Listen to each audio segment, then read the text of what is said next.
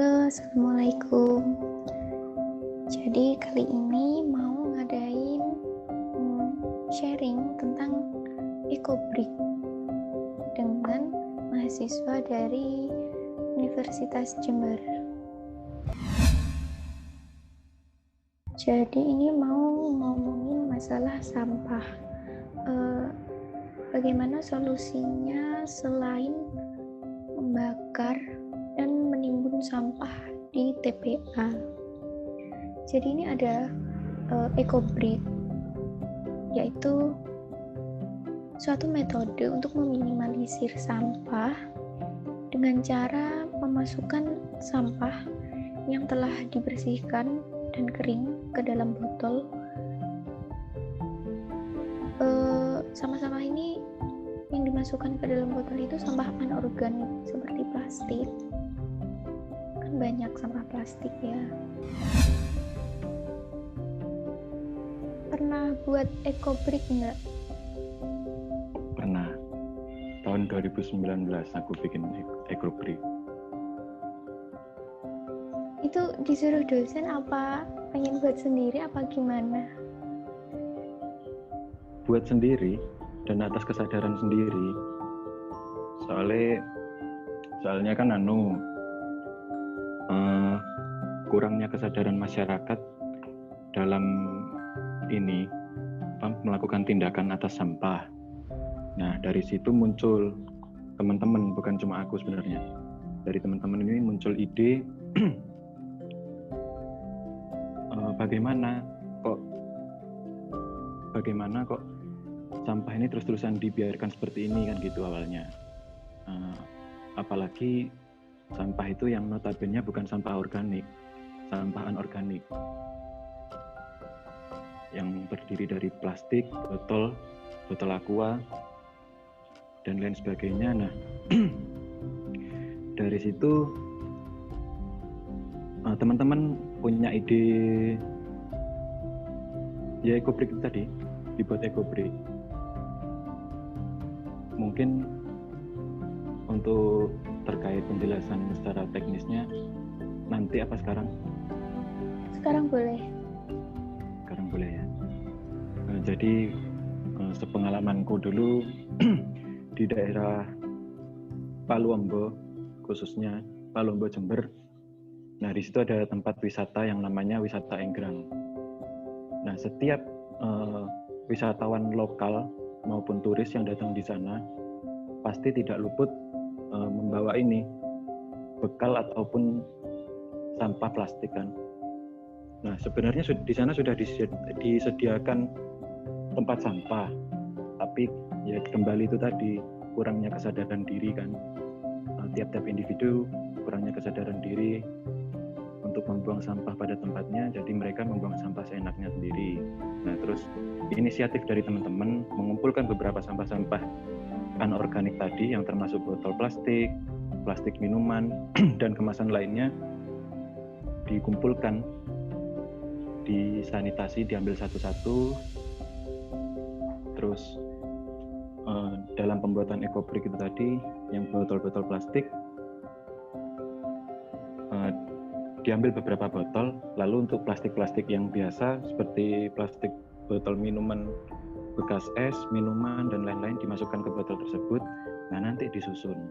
Botol-botol nanti disusun. Ketika sudah disusun, terserah mau bisa dibikin meja bisa, dibikin kursi bisa, dibikin rak juga bisa dari botol-botol plastik tersebut. Nah, sebelum pembuatan EcoBrick itu ya kan namanya sampah pasti bau. Nah, itu teman-teman itu melakukan pengeringan, penjemuran plastik sampai bau busuknya itu tadi berkurang. Nah, lalu setelah itu sampah-sampah tadi dimasukkan ke dalam botol plastik tersebut dan ditutup rapat dengan tutup botolnya. Mungkin kurang lebih seperti itu. Sampean juga bisa lihat di YouTube kok, nanti pasti ada pembuatan seperti itu. Iya. apa kan katanya bisa dibuat meja, kursi gitu. Berarti kan EcoBrick itu kuat ya Mas? Kalau digabungin gitu. Berarti Kuat. dalamnya harus padat. Harus padat. Nanti kan ini dilakban. Nggak cuma satu botol. Jadi ada beberapa botol digabungkan. Ada banyak botol, sekitar 50 sampai 100 lebih kok. Kalau untuk meja. Nah, nanti dikumpulkan, dipadatkan, terus dilakban sesuai bentuk yang diinginkan. Meja ya dibentuk meja, ya kursi dibentuk kursi. Kurang lebih seperti itu. Suka nggak Mas bikin gitu? EcoBrick gitu. Seru nggak? Ya sebenarnya nggak seru. Tapi kalau dibilang seru apa enggak, ini sebenarnya nggak seru, tapi kan mau tidak mau memang harus dilakukan. Soalnya kan kalau dibiarkan sampah-sampah tersebut dibiarkan menumpuk seperti itu kan mengganggu ekosistem lingkungan juga khususnya. Nah, ketika ekosistem sudah terganggu, akhirnya kan manusianya sendiri kan yang dirugikan atas perbuatannya sendiri. Jadi ya mau nggak mau harus dilakukan. Meskipun itu tidak seru. Iya, bener. Dan ya kepikiran gitu. Manusia yang buat, manusia yang susah. Nyalahin.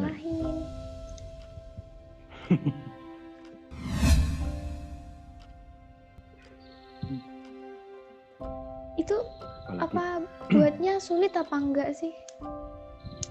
Enggak, buatnya enggak sulit. Mungkin yang sulit ini bertahan dengan bau busuknya itu. Kalau pembuatannya mudah kok. Sangat mudah. Enggak lama buat itu EcoBrick? Enggak. Insya Allah enggak lama. 1 jam selesai. Untuk pembuatan meja 1 jam selesai. Maksudnya itu ngisi sampahnya kan plastik itu ya Mas, diisi ke botol itu nggak lama kan butuh padat. Oh, kalau masalah waktu pengisian itu ya tergantung jumlah sampahnya yang ada di tempat itu. Semakin banyak sampahnya ya berarti semakin cepat. Kalau misalkan sampahnya nggak terlalu banyak atau sedikit, ya mungkin dikumpulkan dulu untuk jarak beberapa hari atau beberapa minggu gitu. Kalau pembuatannya, saya rasa nggak lama. Terus itu plastik-plastiknya dipotong apa ya dilipat-lipat terus dimasukin gitu? Dilipat-lipat langsung. Dilipat-lipat langsung. Dan nanti ya kalau sudah jadi, misalkan sudah dimasukkan di dalam botol, ya harus ditutup rapat-rapat dan jangan sampai dibuka botolnya. Soalnya sedikit banyak pasti masih tercium bau busuknya, pasti masih. Kayak gitu. Makanya tadi dilapisi lakban.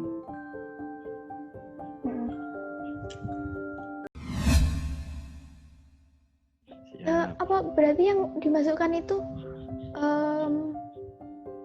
cuma sampah plastik ya? Yang sampah lainnya nggak bisa? Yang lainnya sebenarnya semua jenis sampah bisa. Tapi kalau untuk pembuatan EcoBrick, mending sampah yang anorganik, yang tidak bisa didaur ulang atau dimanfaatkan kembali. Soalnya kalau sampah rumah tangga, sampah bekas-bekas sayur, itu kan masih bisa didaur ulang untuk dijadikan pupuk. Kalau dibuat EcoBrick, eman-eman. Bener. Mending dibuat pupuk ya, daripada disimpan di botol. Iya. Kayak gini wis, kasih tahu. Nah, ini kan sampah. Ini kan ada berapa sampah?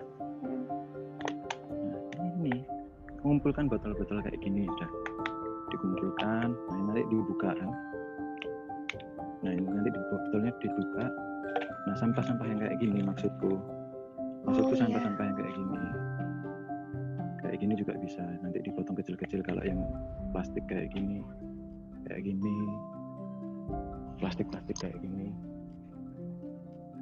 dijemur dulu, biasanya dijemur dulu sampai mengurangi bau busuk kayak gitu. Bersihnya kan dicuci, iya ya? Bersihnya dicuci. Oh iya. Pakai sabun? Pakai sabun bisa, pakai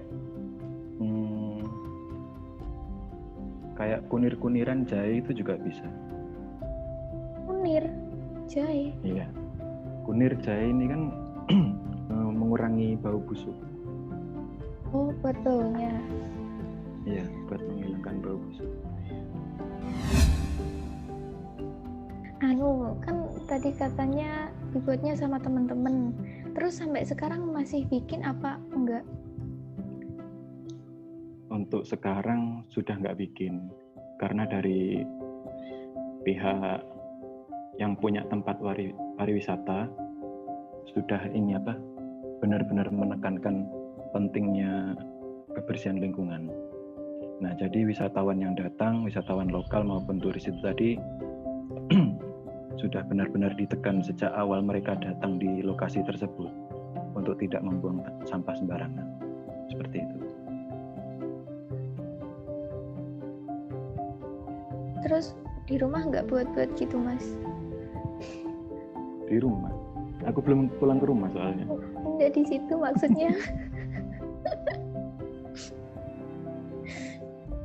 Sempat bikin, tapi ya itu ngumpulkannya kan lama soalnya enggak begitu banyak sampah plastiknya. Yang banyak justru ini sampah-sampah limbah rumah tangga kayak sayur-sayuran kayak gitu. Jadi tak bikin pupuk. Sering bikin pupuk? Sering. Kalau pupuk sering. Dibuat tanaman yang tadi? Iya, semua tanaman. Ecobrik itu kenapa sih, Mas, kok penting? Sebenarnya kegunaan Ecobrik ini kan nggak terlalu penting sebenarnya. Cuma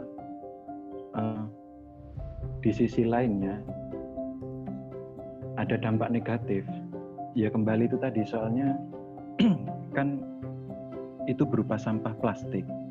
Nah, sampah plastik ini sifatnya tidak bisa terurai meskipun sudah dikubur di dalam tanah dalam kurun waktu 100 tahun lebih, itu tidak bisa terurai. Bentuk dan sifatnya tetap kayak gitu. Bisa memakan waktu lama, bisa beratus-ratus tahun kalau pas sampah plastik. Nah, kalau sampah plastik itu dibiarkan di dalam tanah sampai tertimbun beratus-ratus tahun, sangat jelas dampaknya merugikan mikroba di dalam tanah. Kurang lebih kayak gitu. Makanya harus ada tindakan dan kesadaran diri atas manusia yang hidup di lingkungannya tersebut. Kayak gitu.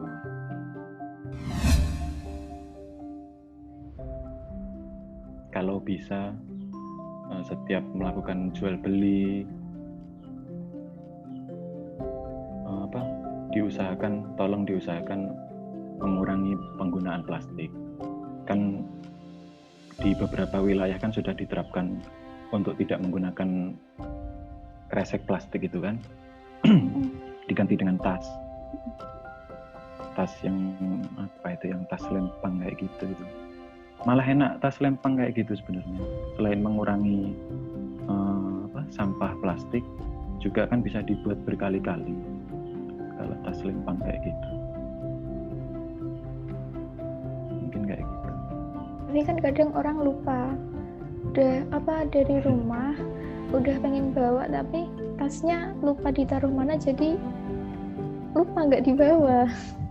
Soalnya aku sering gitu sama kakak waktu mau pergi, kan udah bilang ngomong gini, nanti bawa tas ya, tapi sampai tempat itu dicari nggak ada tasnya, lupa. Sering. Iya, bener. Memang wajar, kebanyakan lupa memang. Disiasati. Jadi Pak, kalau di rumah malamnya itu sampean taruh aja tas lempangnya di jok motor apa di tas pribadi yang sering dibuat pergi kemana-mana kan bisa.